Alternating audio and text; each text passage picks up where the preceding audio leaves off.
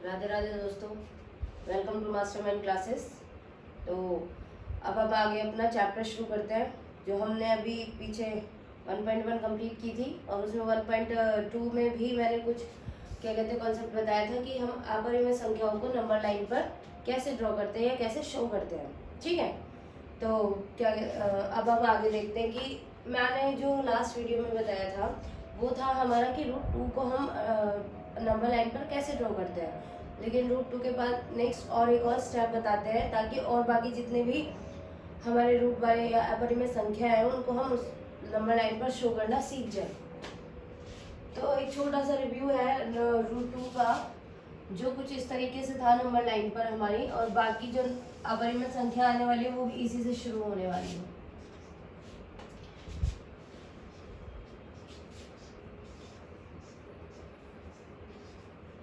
तो ये हमारी नंबर लाइन है। इसमें मैंने बताया था कि √2 जो था उसको कैसे हम अपनी नंबर लाइन पर शो कर सकते हैं।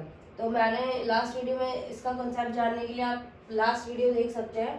बाकी यहाँ पर जो √2 होगा वो शो ऐसे होगा कि ये 1 डिस्टेंस लिया और यहाँ पर एक 1 यूनिट का ही परपेंडिकुलर डाल के ये भी 1 का ही डिस्टेंस लिया। फिर जब हम इस O से इसको मेजर करते हुए ऐसे मिला देते हैं ये पॉइंट को B, हम इसको ABC बोल सकते, AOB इस तरीके से बोल सकते हैं। पॉइंट्स के हम हमारे मैथ्स में ये कंडीशन या रूल होती है कि हम कोई भी ज्योमेट्रिकल शेप बनाते हैं तो उसकी हमें नेमिंग करना ज़रूरी हो जाता है ताकि हम इजीली उसका पॉइंट का नाम ले सकें या पॉइंट को पॉइंट आउट कर सकें कि कौन से पॉइंट के बारे में बात हो रही है। तो नाम देना वो ज़रूरी हो जाता है इसलिए। तो √2 पाइथागोरस थ्योरम इसमें बहुत ज़्यादा इम्पोर्टेंट है। तो पाइथागोरस थ्योरम के अकॉर्डिंग ये वाली साइड भी 1 है, ये वाली साइड भी 1 है। तो मैंने ये बताया था कि हमारा जो 90 डिग्री का एंगल होता है उसके सामने वाली जो साइड होती है उसको हम हाइपोटेनियस कंसीडर करते हैं। तो हाइपोटेनियस निकालने के लिए हमारा फॉर्मूला था h² परपेंडिकुलर स्क्वायर प्लस में base square. Hypotenuse = 1 square plus 1 square, और ये जो स्क्वायर था इसको भी हम यहाँ पर अंडर ऐसे करके लिख सकते हैं। तो यहाँ से मैं √2 यानी ये जो हमारी साइड निकल कर आई ये √2 थी। ये लास्ट वीडियो में एक अलग से हमने 1 क्यों रखा ये कैसे आया वो समझाया था। तो मैं अगर यहाँ पर हमें ज़रूरत पड़ेगी कंपास की प्रकार की जिसको बोलते हैं, तो इतना ओपन करके उसको यहाँ से ऐसे पॉइंट आउट करते हुए यहाँ पर ऊपर वो जो कंपास है उसको रखते हुए पेंसिल से ऐसे करते करते करते ये नंबर लाइन पर जहाँ पर ये डॉट मिलेगा वो हमारा √2 बनकर आएगा कि ये √2 शो कर रहा है यहाँ पे हमारा। तो ये तो हुई √2 की कहानी। लेकिन अब आगे √3, अच्छा √4 कहाँ होगा लाइन पर, उसको कैसे बनाना होगा √4 को। मैं अगर √4 का कंसेप्ट बदलूँ तो ये तो सीधा सीधा डायरेक्ट होता है। √2 जो है सॉरी √4 जो है ये इसका जो स्क्वायर रूट होता है वो 2 होता है, और जो हमारे लाइन पर ऐसे 1 आफ्टर 1 हम इसको शो करते हैं। तो ये तो ठीक है, लेकिन √3 या √5 इनको कैसे शो करना है, ये हमारे 1.2 में क्वेश्चन है। तो इनको देखते हैं आगे कैसे सोल्व कर सकते हैं। यहीं से √2 से ही चलते हैं आगे। हमें पता था ये √2 है। अब जैसे हमने अब क्या करना है, अब इस बार ना इस वाली लाइन को हम बेस मानते हुए चल रहे हैं, इस वाली लाइन को, और एक 90 डिग्री का परपेंडिकुलर इस पे ड्रॉ आउट करते हैं फिर से 1 यूनिट का। ऐसे जैसे हमने इसको बेस मान के चला था, 1 यूनिट बेस है और 1 यूनिट परपेंडिकुलर डाला था इसके ऊपर, ठीक इसी तरीके से अब हम इसको बेस मानते हुए एक 90 डिग्री का परपेंडिकुलर ड्रॉ करते हैं इसके ऊपर 1 यूनिट का। इससे क्या होगा, देखो मैंने ये बोला था अभी भी बताया कि 90 डिग्री के जो सामने वाला, अगर मैं इस ट्राइंगल की बात करूं AOB ट्राइंगल की बात करूं AOB ट्राइंगल में जो हमारा हाइपोटेनियस है वो है हमारा OB। OB हमारा हाइपोटेनियस है। लेकिन जब मैं इसी को बेस मानते हुए दूसरा एक और ट्राइंगल बनाने की कोशिश कर रही हूँ तो यहाँ पर OB हमारा हाइपोटेनियस नहीं होगा, ये हमारा बेस बन के आएगा। और इसको भी कुछ भी नाम दे देते हैं, C दे देते हैं इसको नाम। तो हमारा OB यहाँ पर बेस हो गया और BC यहाँ पर हमारा परपेंडिकुलर हो गया। और इस O से मैं इस लाइन को अगर मैं इसको C पॉइंट से मिला दूं O लाइन को, तो ये जो अब हमारा ये सामने वाली जो चीज आई है, ये वाली लाइन जो आई है हमारी, ये √2 थी ना, ये 90 डिग्री, ये सामने वाला फिर से हाइपोटेनियस हो गया। अब आप एक बार खुद से फाइंड आउट करके देखो, यहाँ पर OB बेस है जिसकी वैल्यू √2 है, BC परपेंडिकुलर है जिसकी वैल्यू 1 है। तो हमारा जो हाइपोटेनियस होगा वो हमारा कितना निकल कर आएगा, देखो।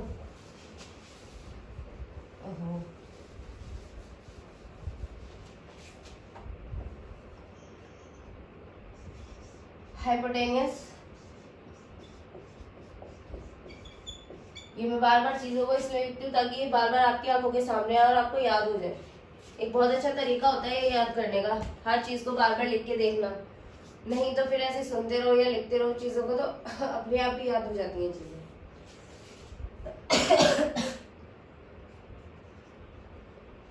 तो अगर हमें यहाँ पर ये न्यू हाइपोटेनियस को फाइंड आउट करना है, इस बार परपेंडिकुलर 1, ये इसका कोई फर्क नहीं पड़ता क्योंकि प्लस में एक हमारा रूल होता है कि चाहे इस वाले नंबर को आगे लिख लो या इस नंबर को पीछे लिख लो, हमारा एडिशन वही आना होता है। एक ये रूल होता है हमारा एडिशन में, इसकी प्रॉपर्टी एडिशन, ये सब्ट्रैक्शन में ये वाली प्रॉपर्टी नहीं होती। हम 2 4 में से 2 माइनस 4 और प्लस 2 होगा तो 6 होगा, 2 प्लस 4 करेंगे तो भी 6 होगा। तो ये प्रॉपर्टी प्लस में तो होती है, लेकिन ये प्रॉपर्टी माइनस में नहीं होती कि हम 4 में से -2 करें तो 2 आ गया, लेकिन अगर 2 में से -4 करने लगे तो -2 आएगा। ये अलग अलग चीजें होती हैं, इसलिए अगर परपेंडिकुलर या बेस इधर उधर लिख दो तो कोई दिक्कत नहीं है। तो अब हमारा परपेंडिकुलर 1 बेस √2। अब आपको ये बात पता होनी चाहिए,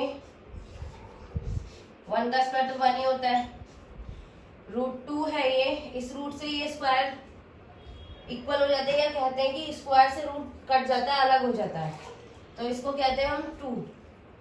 यहाँ पर जो वैल्यू बचेगी वो बचेगी 2, और जो हमारा जो हाइपोटेनियस की वैल्यू आएगी वो आएगी √3। आगे नहीं ये वैल्यू पाइथागोरस थ्योरम, सारे जो चीज है इसमें सबसे इंपॉर्टेंट जो चल रही है वो पाइथागोरस थ्योरम चल रही है। तो ये जो हमारी वैल्यू निकल के आई है वो आई है √3, सेम एज इट इज जैसे हमने √2 को करा। √2 को लेते हुए हमने यहाँ से इसको फिगर आउट करा, इसको लेते हुए ऐसे आर्क बनाई थी, तो ये वाला जो पॉइंट हमारा √2 आया था। ऐसे ही अगर हम कंपास या प्रकार इस तरीके से खोलकर ऊपर प्रकार रखते हैं और यहाँ से ऐसे करके आर्क लगाते हैं, तो ये हमारा √3 होगा। ये जो पॉइंट आएगा निकल के, ये यहाँ पर जो काम हो रहा है विदाउट कंपास या विदाउट प्रकार, तो एक्यूरेसी नहीं है। अगर आप इसको अपने कॉपी पर बनाकर देखोगे तो वहाँ परफेक्टली एक्यूरेसी आ जाएगी। ठीक है, तो ये तो हमारा हो गया √2 √3। √4 मैंने अभी बताया ही था, ये हमारा √4 होता है। तो अब इससे एक बात तो समझ आती है कि अगर हमारा √5 जो होगा वो कहीं √2 के बाद होगा, है ना। एक बात तो ये समझ, सॉरी, इसके √4 के बाद होगा, √4 मतलब 2 के बाद होगा, कहीं भी हमारा √2 जो होगा वो √4। तो हम यहाँ पर अपने √4 की बात कर रहे थे कि रूट जो 4 होगा हमारे लाइन पर वो कहाँ होगा, तो √4 का मतलब 2, तो वो तो हमारी लाइन पर यहाँ दिखेगा। लेकिन इस बात से ये अंडरस्टूड हो गए हम कि हमारा जो √5 होगा वो ये जो 2 है उसके बाद ही होगा कहीं पर। तो हम इसको ऐसे भी कर सकते हैं, लाइक जैसे हम ये करते जा रहे थे यूनिट 1, तो इससे √2 निकल के आया, फिर से यूनिट 1 तो इससे √3 निकल कर आया। अगर हम एक और यूनिट 1 यहाँ पर ड्रॉ करेंगे तो √4 निकलते हुए 2 आ जाएगा। इसी तरीके से एक और रूट करेंगे तो √5 आ जाएगा, लेकिन थोड़ा सा लंबा हो जाएगा, वो कर सकते हैं, जैसे √3 का आगे प्रोसेस बनाते जा सकते हैं हम इसको। लेकिन आप ये देखो कि हमारा √5 आया कैसे होगा। √5 का मतलब अगर मैं लिख दूं 2 का स्क्वायर प्लस 1 का स्क्वायर, हाइपोटेनियस निकाला होगा हमने, तो यह आएगा 4 + 1/5। ऐसे भी तो कर सकते हैं, हाँ इससे कर सकते हो, इसमें कोई प्रॉब्लम नहीं है करने में। लेकिन अब कहोगे कि ये कैसे आ गया डायरेक्ट, तभी तो मैंने अभी √4 बताया था आपको कि √4 2। तो इस जाहिर सी बात है कि अगर मैं इस बार जो बेस है वो यूनिट 1 ना लेकर यूनिट 2 ले लूं, तो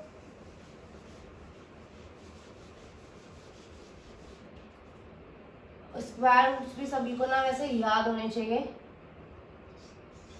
इस बार अगर यूनिट 1 ना लेकर 2 ले ली जाए किसी एंगल की, तो मैं अगर यहाँ से यहाँ तक ये यूनिट 2 है, यहाँ से 1 का परपेंडिकुलर डालूं,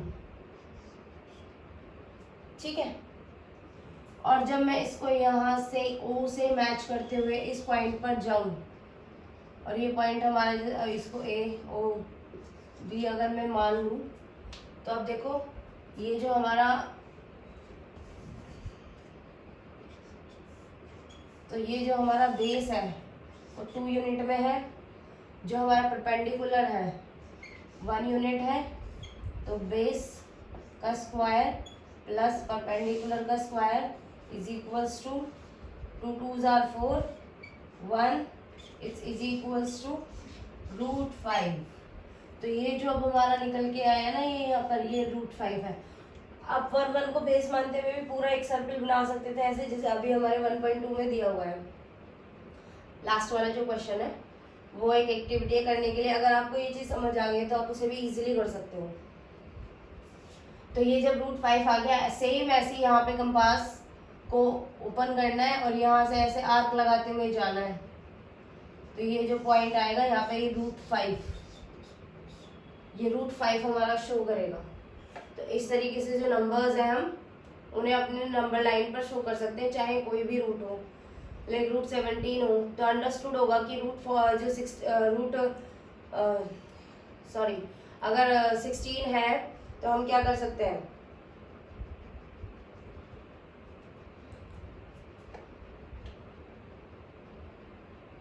अगर मैं √10 बोलूं तो √9 जो होगा हमारा 3 होगा, तो 10 हमारा कहीं यहाँ पर आएगा, तो मैं बेस जो है वो 3 मानते हुए फिर से एक यूनिट का वहाँ पर परपेंडिकुलर डालते हुए ऐसे करके √10 भी ले सकती हूँ।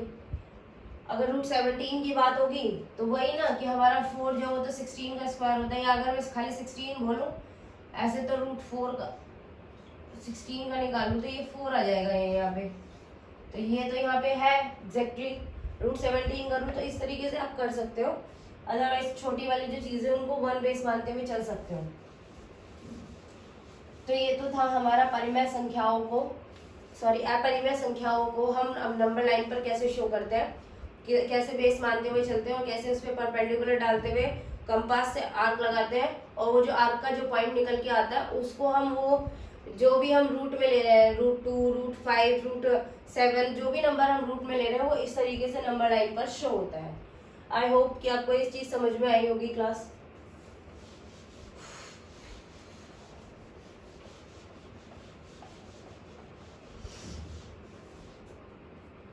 तो हम अपने आगे की जो रूट है 1.2 है उसके क्वेश्चन देख लेते हैं हम कि उसमें क्या दिया हुआ है।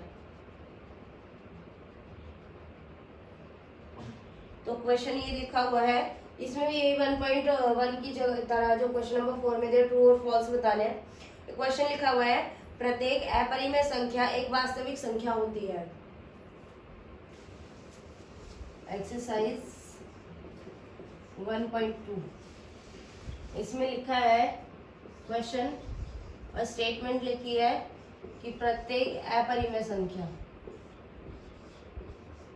और मैंने अभी आपको बताया कि अपरिमेय संख्या कौन सी होती है। प्रत्येक अपरिमेय संख्या एक वास्तविक संख्या होती है। तो इसका आंसर जो होगा वो क्या होगा, सोचो।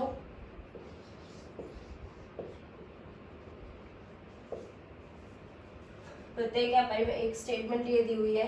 तो मैंने अपरिमेय संख्याएं बताई थी शुरुआत में ही, एक फ्लो चार्ट बना के दिखाया था जिसमें मैंने बताया था कि जो रियल नंबर्स है वो जो हमारे कैटेगराइज होते हैं वो होते ही इरेशनल और रेशनल नंबर्स में है। और यहाँ पे पूछ भी यही लिया है कि जितनी भी हमारी अपरिमेय संख्या है वो वास्तविक होती है या नहीं। हाँ, तो इसका आंसर यस में होगा, यस। कैसे? दो रीजन है, या मतलब दोनों तरीके से बता देती हूँ, क्योंकि जो हमारे रियल नंबर्स होते हैं वो रियल नंबर्स होते कैसे कैसे हैं, किन नंबर्स को जोड़ के रियल नंबर्स बनते हैं, रेशनल को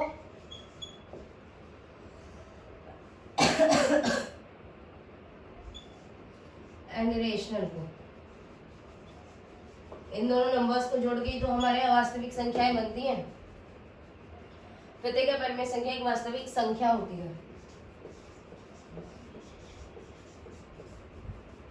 तो इन दोनों को जोड़कर हमारे रियल नंबर्स बनते हैं। और दूसरा रीजन ये कि मैंने अभी आपको अपरिमेय संख्याओं को नंबर लाइन पर ड्रॉ करना सिखाया, और जिन नंबर्स को हम नंबर लाइन पर ड्रॉ कर सकते हैं वो हमारे रियल नंबर्स के अंदर ही आते हैं, और उस लाइन को भी हम रियल नंबर लाइन के नाम से जानते हैं। तो इसका आंसर होगा यस। क्वेश्चन 2 लिखा है कि संख्या रेखा का प्रत्येक बिंदु रूट m के रूप का होता है जहां m एक प्राकृत संख्या है। मतलब ये लिखा है कि कोई भी प्राकृत संख्या, उसमें ये लिखा हुआ है कि हर एक संख्या जो होगी नंबर लाइन पे वो हमारी रूट m के रूप में होती है। मतलब कोई भी प्राकृत संख्या लो, उसका रूट निकालो तो वो हमारी इस फॉर्म में आती है। लेकिन नहीं, मतलब हर एक प्राकृत संख्या जो है वो रूट, उन सब का रूट निकल जाता है, और जितने भी हमारे नंबर लाइन पे नंबर्स होते हैं वो किसी ना किसी के स्क्वायर रूट होते हैं। नहीं, जरूरी नहीं है। आप माइनस वाले कोई भी नंबर ले लो, वो किसी के रूट नहीं होते। -2 माइनस स्क्वायर रूट नहीं सॉरी -2 तो होता है। अगर मैं 4 का स्क्वायर रूट निकालूं तो हमारे +2 -2 होते हैं। लेकिन अगर मैं -3 लूं तो किसी का भी स्क्वायर रूट नहीं आता। देखो मैं एक बात बता देती हूँ, मैंने 2 का स्क्वायर किया तो आया 4, और अगर मैंने -2 का स्क्वायर किया तो भी आया 4। और इसका मतलब पता है क्या है, वो ये कहना चाह रहा है कि कोई भी मैंने नंबर लिया है, मैं अभी m की जगह 4 रख लेती हूँ क्योंकि उसने नेचुरल नंबर बोला है। कह रहा है कि कोई भी नेचुरल नंबर है वो इस फॉर्म में होता है। तो √2 का हमें पता है वो +2 भी हो सकता है, -2 भी हो सकता है, ये इसमें से कोई भी नंबर आ सकता है। लेकिन ये जो -3 है या -5 हो गया, ये ऐसे नंबर्स हैं, ये और भी ऐसे नंबर जो किसी के स्क्वायर रूट नहीं होते। तो इसलिए इसका जो आंसर होगा वो होगा नहीं। फॉल्स कह सकते हैं इसको, उसको ट्रू कह सकते हैं। यस,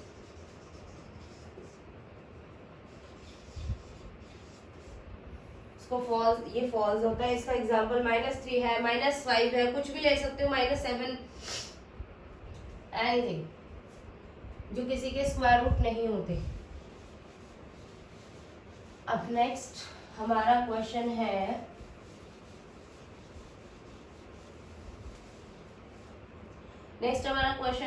प्रत्येक वास्तविक संख्या एक अपरिमेय संख्या होती है। जो हमारा क्वेश्चन नंबर 1 दिया हुआ है इसमें स्टेटमेंट में, उसी का जस्ट अपोजिट पूछ लिया है कि जितनी भी नंबर लाइन पर संख्या है यानी कि प्रत्येक वास्तविक संख्या, यानी जो नंबर लाइन पर हम नंबर्स शो करते हैं वो हमारी अपरिमेय होती है, अपरिमेय संख्या होती है।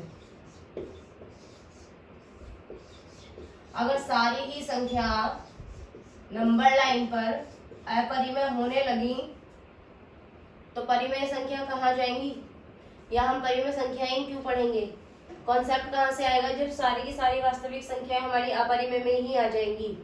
तो इसका मतलब नहीं, ये फॉल्स स्टेटमेंट है, नहीं।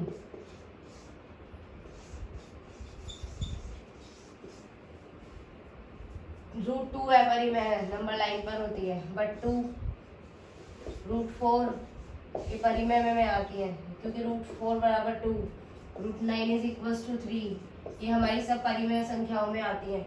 √2, √5, √7 ये हमारी अपरिमेय में आती है। लेकिन ये सारी की सारी संख्याएं हमारी नंबर लाइन पर होती है ना, तो सारी तो अपरिमेय नहीं होती ना, कुछ अपरिमेय होती है, कुछ परिमेय होते हैं, इन्हीं को तो मिला के हमारे रियल नंबर्स बनते हैं। तो नहीं, तो इस स्टेटमेंट का आंसर जो होगा वो भी हमारा नहीं होगा, इसका ये रॉन्ग है, यानी फॉल्स स्टेटमेंट दी हुई है ये। ठीक है फ्रेंड्स,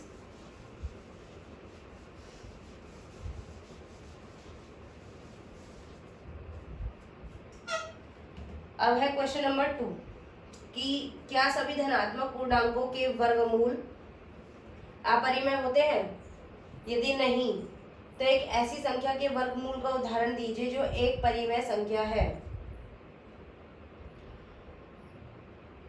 कोई भी धनात्मक पूर्णांक उनके सारे वर्गमूल जो होंगे वो हमारे अपरिमेय संख्याओं में काउंट होते हैं? नहीं, इसका आंसर तो नहीं है। लेकिन आगे वो रीजन भी पूछा कि अगर नहीं है इसका आंसर तो वर्गमूल का उदाहरण दीजिए। पहले तो मैं क्वेश्चन समझा देती हूँ, क्वेश्चन क्या बोल रहा है वो कह रहा है कि जितने भी हमारे धनात्मक पूर्णांक है, धनात्मक पूर्णांक जो हमारे नंबर लाइन पर 0 के बाद स्टार्ट होते हैं, 0, 1, 2, 3, 4, 5, जितने भी पॉजिटिव नंबर्स हैं हमारे, उनके बारे में बात हो रही है। और उसमें वो कह रहा है कि जो इनके वर्गमूल होते हैं वो अपरिमेय है। धनात्मक पूर्णांक पहला लिया मैंने 2 और इसका वर्गमूल मैंने निकाला, यस। यहाँ पर ये स्टेटमेंट ट्रू हो रही है कि मैंने धनात्मक पूर्णांक लिया था 2, मैंने उसका वर्गमूल निकाला, जबकि ये तो अपरिमेय संख्या है। 3 के लिए ले लो, 3, यस इट इज ट्रू। लेकिन वो प्रत्येक के लिए बोल रहा है, वो कुछ ऐसा नहीं पर्टिकुलरली किसी नंबर के लिए बोला, उसने बोला कि प्रत्येक धनात्मक पूर्णांक। आप 4 लो ना, √4 विच इज इक्वल्स टू 2, ये तो हमारी अपरिमेय में नहीं आती, ये अपरिमेय संख्या है, ये अपरिमेय संख्या, बट ये थोड़ी ना है। तो उसने ये बोला कि हमारे जितने भी हमारे धनात्मक पूर्णांक होते हैं नंबर लाइन पर, उनके जितने भी अगर उनके वर्गमूल निकाले जाए तो वो हमारे अपरिमेय संख्याओं में काउंट होंगे, और ऐसा तो नहीं है। चलो मान √5 ले लेती हूँ तो ठीक है, √5 अपरिमेय है। 6 इसका भी कोई नहीं निकलता, 7, लेकिन 8, 9 ले लो, 9 का तो होता है 3, जो कि हमारा प्राकृत संख्या में आ जाता है। ये धनात्मक पूर्णांक बोल दो इसको, ये हमारा प्राकृत संख्या धनात्मक पूर्णांकों में ऐसे दोबारा से आ जाते हैं। तो नहीं, ये जो स्टेटमेंट इसके नहीं है, और इसका रीजन बता सकते हो आप, या तो आप 4 को लेकर इसका एग्जाम्पल दे सकते हो, 9 को लेकर इसका एग्जाम्पल दे सकते हो कि ये कुछ ऐसे एग्जाम्पल्स हैं, अगर मैं इनका स्क्वायर रूट निकालना चाहूँ तो वो प्राकृत संख्याओं में आते हैं, ना कि अपरिमेय संख्याओं में आते हैं। और हमारी प्राकृत संख्या हमारी क्या कहते हैं, पॉजिटिव इंटीजर्स के अंदर आती है, यानी धनात्मक पूर्णांक के अंदर। ठीक है क्लास फ्रेंड्स, तो ये था आज का हमारा कॉन्सेप्ट। अभी इसमें कुछ और भी है क्या क्वेश्चन? यस, नेक्स्ट क्वेश्चन ही ये है, question number 3, show √5 on the number line, जो कि मैंने आपको क्लास के शुरू में ही बता दिया था, तो शायद मुझे ऐसा लगता है मुझे इसे दोबारा नहीं कराना चाहिए। तो अगर आप और अब हम आगे जो नेक्स्ट वीडियो में करेंगे वो करेंगे 1.3 और उससे रिलेटेड जितने भी कॉन्सेप्ट है वो। उसमें हमारे जो डिवीजन है, कैसे कोई नंबर नॉन टर्मिनेटिंग आता है, टर्मिनेटिंग आता है, कैसे शांत बन जाता है, कैसे अशांत दशमलव के रूप में आती हैं, ये सारी चीज़ें अच्छे से कॉन्सेप्ट क्लियर करते हुए पढ़ेंगे 1.3 को। तो आई होप कि आपको आज वाला कॉन्सेप्ट अच्छे से समझ में आ गया होगा और अपरिमेय संख्याओं को नंबर लाइन पर हम कैसे ड्रॉ कर सकते हैं वो भी आपको अच्छे से आ गया होगा। तो अगर आपको ये सब समझ में आ गया हो तो please like and subscribe and thank you for watching.